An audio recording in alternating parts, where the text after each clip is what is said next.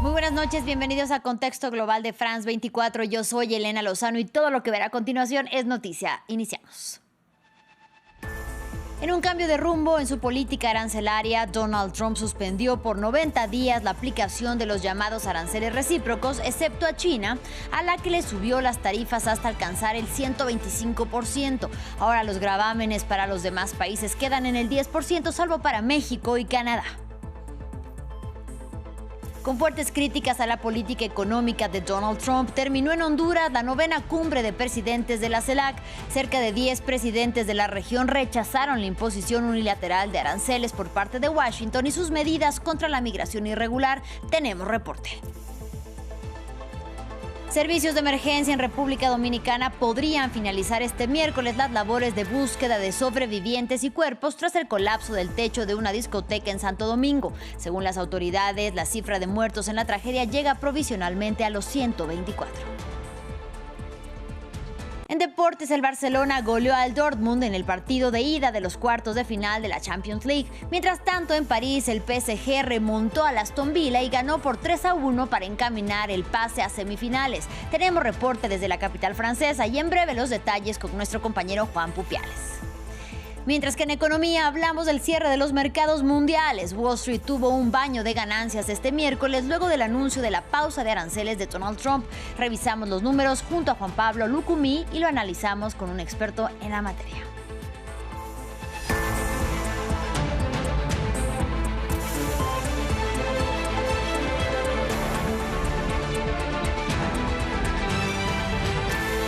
Iniciamos en Estados Unidos. El presidente Donald Trump ha dado un giro en su política comercial, anunciando una pausa de 90 días en la aplicación de aranceles recíprocos anunciados hace apenas una semana. Pero con una excepción, China. El mandatario ha decidido castigar a Beijing aumentando las tasas arancelarias hasta en un 125%. Este anuncio devolvió el optimismo a Wall Street, que cerró en positivo tras varias jornadas en números rojos. Más en el informe de Jesús Yahulio. Donald Trump da marcha atrás, al menos temporalmente. El presidente estadounidense sorprendió el miércoles al anunciar una pausa de 90 días en la entrada en vigor de los aranceles que ha llamado recíprocos para todos los países, aunque aplicando una tarifa base del 10%. Con una excepción, China, ante el colapso de los mercados globales, pospuso la aplicación de impuestos de aduana y aumentó la tasa a China al 125%. China quiere llegar a un acuerdo. Simplemente no saben cómo hacerlo. Es una de esas cosas. No lo saben del todo, son gente orgullosa y el presidente Xi es un hombre orgulloso. Lo conozco muy bien y no saben muy bien cómo hacerlo. El anuncio tuvo efectos inmediatos. El dólar ganó terreno frente al yen y otras monedas. Las bolsas también subieron tras varios días en caída. El índice Dow Jones subió 7,8%, Standard & Poor's ascendió a 9,5% y Nasdaq experimentó un alza de 12,1%. Los precios del crudo también se recuperaron 3% tras el anuncio. El secretario del Tesoro, Scott Bessent, afirmó que el anuncio formaba parte de una estrategia. Vimos que esta exitosa estrategia de negociación que el presidente Trump puso en marcha hace una semana hoy ha traído a más de 75 países hacia adelante para negociar. Como le dije a todo el mundo hace una semana en el mismo lugar, no tomen represalias y serán recompensados. A cada país en el mundo que quiere venir a negociar, estamos dispuestos a escucharles. El secretario del Tesoro también acusó a China de tener la economía más desbalanceada del mundo y de ser la fuente principal de los problemas comerciales de Estados Unidos. Y nuevamente, por fuera del anuncio de la administración Trump, quedaron México y Canadá los principales socios de Estados Unidos. La Casa Blanca rectificó que no se aplicarán aranceles del 10% contra estos dos países norteamericanos, pese al anuncio inicial hecho previamente por el secretario del Tesoro estadounidense Scott Bessent. Esto quiere decir que se mantiene la tarifa del 25%, pero sobre los productos que no hacen parte del Tratado Trilateral de Libre Comercio, el TEMEC. Mientras tanto, los presidentes de la Comunidad de Estados Latinoamericanos y Caribeños de la CELAC rechazaron la imposición unilateral de aranceles por parte de Estados Unidos. Los 10 líderes reunidos en Tegucigalpa, Honduras, abogaron por la cooperación entre los países de la región para poder enfrentar la guerra comercial desatada por el gobierno estadounidense. Nuestra corresponsal Kenia Torres nos amplía la información desde el lugar de la noticia. concluyó en Tegucigalpa la 9ª cumbre de la Comunidad de los Estados Latinoamericanos y del Caribe, CELAC, con un claro pronunciamiento de los jefes de Estado sobre las nuevas políticas arancelarias impuestas por el presidente de los Estados Unidos, Donald Trump, así como las deportaciones masivas y un claro llamamiento a la unidad de la región. En ese sentido, la presidenta de México, Claudia Sheinbaum, propuso una cumbre económica. Según ella, esta reunión buscará hacer realidad una mayor integración de la región. En esa misma línea se pronunció el presidente de Brasil, Inácio Lula da Silva, quien argumentó en la cumbre que las guerras comerciales no tienen vencedores. Asimismo, dijo Lula da Silva que América Latina y el Caribe enfrentan uno de los momentos más críticos de su historia y que se imponen aranceles arbitrarios en una clara alusión a estas medidas económicas impuestas por Trump. Asimismo, la presidenta hondureña y anfitriona del evento, Xiomara Castro, hizo un llamamiento a la unidad de los países latinoamericanos y el Caribe. Dijo que no pueden caminar solos. En ese mismo sentido se pronunció el presidente de Colombia, Gustavo Petro, quien manifestó que estas regiones deben ayudarse mutuamente para salir adelante.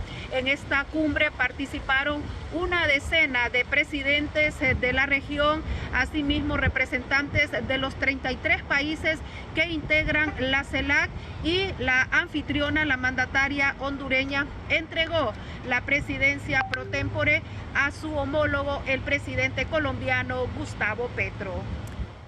Y ahora hablamos de otro frente que mantiene abiertos Donald Trump. El mandatario estadounidense reiteró que una acción militar contra Irán es, según sus palabras, absolutamente posible. El republicano hizo estos comentarios a tan solo días del primer encuentro con Teherán entre las delegaciones de ambos países, con el objetivo de llegar a un acuerdo sobre el programa nuclear iraní. Trump agregó que no queda mucho tiempo para lograr un pacto y dijo que, de ser necesario en la acción militar, Israel estaría involucrado e incluso sería el líder. Es un comienzo, tenemos poco tiempo, pero no mucho, porque no vamos a permitir que tengan un arma nuclear, no podemos permitir que tengan un arma nuclear y vamos a dejar que prosperen. Quiero que prosperen, quiero que Irán sea grande, lo único que no pueden tener es un arma nuclear, ¿lo entienden?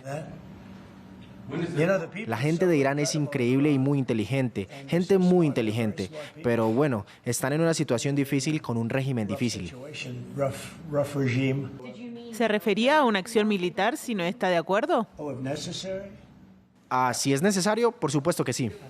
Y en Santo Domingo, la capital de República Dominicana, se elevaron a 124 el número de muertos tras el colapso del techo de una discoteca en la que el reconocido cantante de merengue Rubí Pérez daba un show y quien también se encuentra entre los fallecidos. En la zona del siniestro, más de 300 rescatistas fueron desplegados y trabajan a contrarreloj para intentar localizar sobrevivientes y recuperar cuerpos. Autoridades informaron que hoy terminarán las labores de rescate. Son pacientes que duraron horas, más de 6, 7, 8 horas, debajo de escombro, con múltiples fracturas, con múltiples lesiones, con sangrado por aplastamiento, lo que significa que son personas que nosotros tenemos que, para decir mañana que están fuera de peligro, tenemos que pasar unos cuantos días y seguirle dando la asistencia que le estamos dando de los diferentes departamentos. Un voto a favor de los pacientes, de las víctimas que han ocurrido, es que son jóvenes. Están entre los 30 a los 45 años y esto también lo ayuda bastante para poder resistir todos estos objetos, todas estas rocas, todos estos bloques que le cayeron, cemento que le cayeron encima.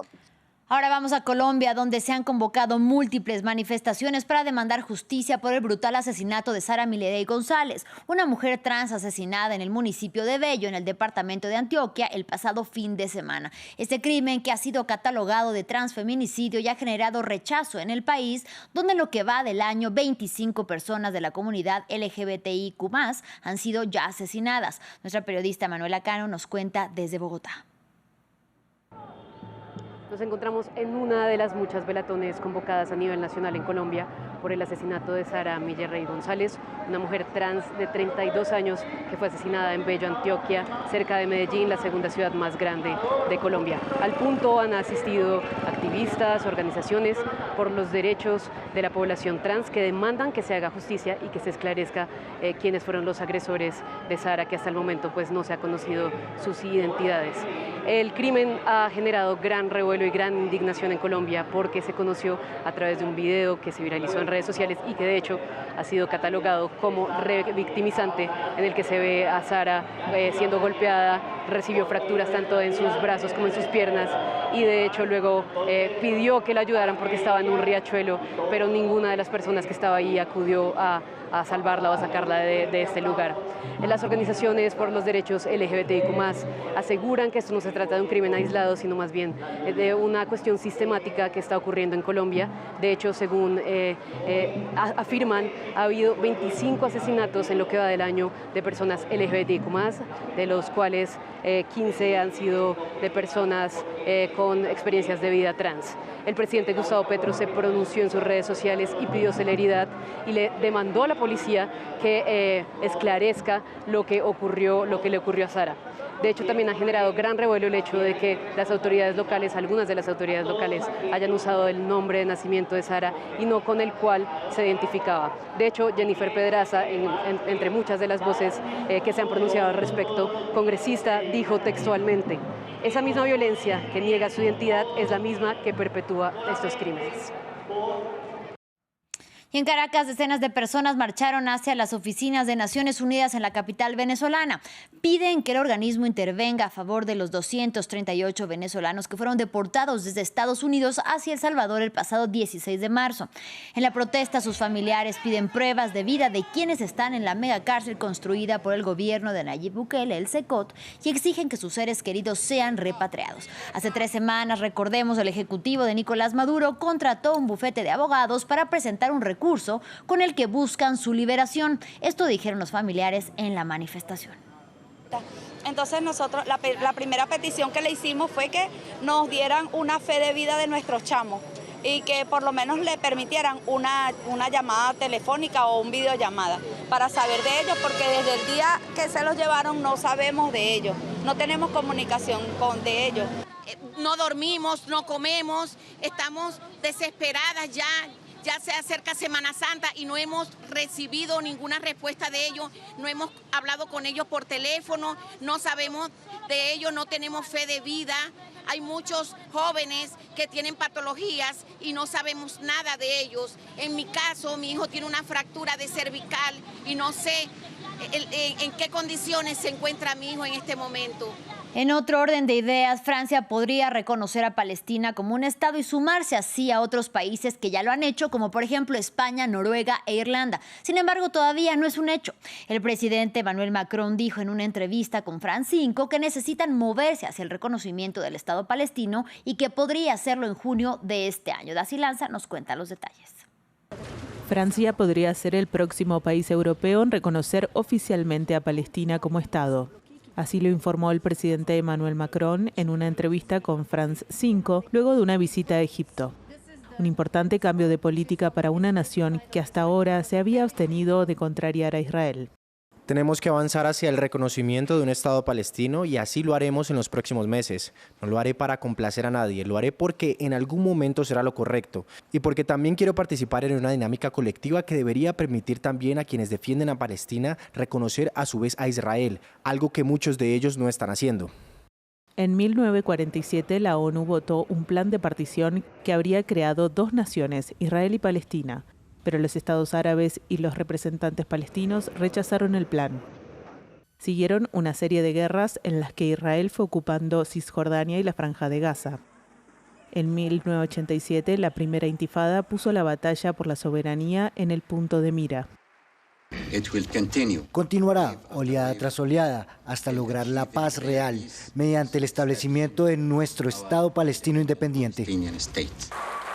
Un año después, 78 países reconocieron al Estado palestino y en las décadas siguientes, más países siguieron esos pasos.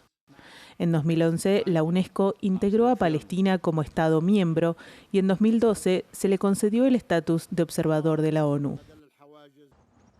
En 2024, España, Irlanda y Noruega fueron los últimos países en reconocer a Palestina. Mientras Israel lleva a cabo una devastadora campaña sobre Gaza, 147 países reconocen oficialmente la condición de Palestina como Estado. En verde en el mapa. Entre las excepciones, en azul en el mapa, están Reino Unido, Alemania y Estados Unidos.